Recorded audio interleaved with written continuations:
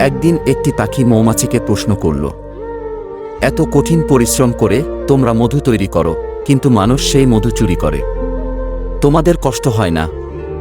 মৌমাছির উত্তর, না, কষ্ট হয় না, কারণ মানুষ শুধু আমাদের মধুই চুরি করতে পারে, আমাদের কৌশল নয়। ঠিক তেমনি কেউ হয়তো আপনার অর্জিত সম্পদ চুরি করবে, তবে আপনার সত্তা চুরি করতে পারবে না। তাই জীবনে যতবারই কিছু হারাবেন, আবার নতুন করে গড়বেন। আপনার সত্তাই আপনার আসল সম্পদ, যা কখনো চুরি করতে পারবে না। ব্লেড খুব ধারালো, কিন্তু গাছ কাটা যায় না। কুঠার খুব শক্তিশালী, কিন্তু চুল কাটা যায় না। তেমনি প্রত্যেক বস্তু তার নিজ কর্মক্ষেত্রে গুরুত্বপূর্ণ। প্রত্যেকটি মানুষেরও রয়েছে অতুলনীয় প্রতিভা।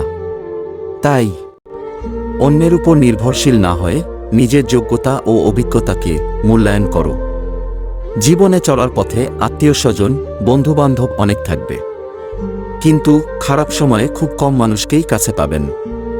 আপনার অবদান কি ছিল তা কেউ মনে রাখবে না, বরং আপনি তাদের থেকে নিয়েছেন সেটা বিভিন্নভাবে ফেরত নেওয়ার চেষ্টা করবে। তেমনি পৃথিবীতে মানুষ চিনতে পারা অনেক কঠিন, জীবন নাটকের চেয়ে নাটকীয়। হরিণ এক লাফে 23 হাত পর্যন্ত যেতে পারে, আর বাঘ এক লাফে 22 হাত পর্যন্ত যায়। এদের একসাথে দৌড়াতে দিলে বাঘ কখনো হরিণকে ধরতে পারবে না, কিন্তু হরিণ মাঝে মাঝে পিছনের দিকে তাকিয়ে বাঘের দূরত্ব দেখার চেষ্টা করে। হরিণের সবথেকে বড় ভুল পেছনের দিকে তাকিয়ে অন্যের অবস্থান জানতে চাওয়া, এজন্যই হরিণ বাঘের শিকার হয়।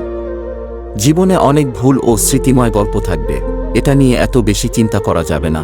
বারবার নিজের ভুল ও স্মৃতিগুলোর দিকে তাকিয়ে নিজের লক্ষ্যকে সামনে নিয়ে সামনের দিনগুলো ব্যস্ত থাকতে হবে, তবেই মিলবে কাঙ্ক্ষিত সাফল্য। রাস্তায় কোনো ঝাড়ুওয়ালা বা রিকশা চালক দেখলে আপনার সন্তানকে কখনো বলবেন না যে তুমি পড়াশোনা না করলে ওদের মতো হবে, বরং বোঝান তুমি ভালো করে পড়াশোনা করলে এদের জন্য কিছু করতে পারবে। ফুলকে নাকের কাছে নিয়ে শুকতে হয়, আর পচা জিনিসের দুর্গন্ধ এমনিতেই নাকে আসে।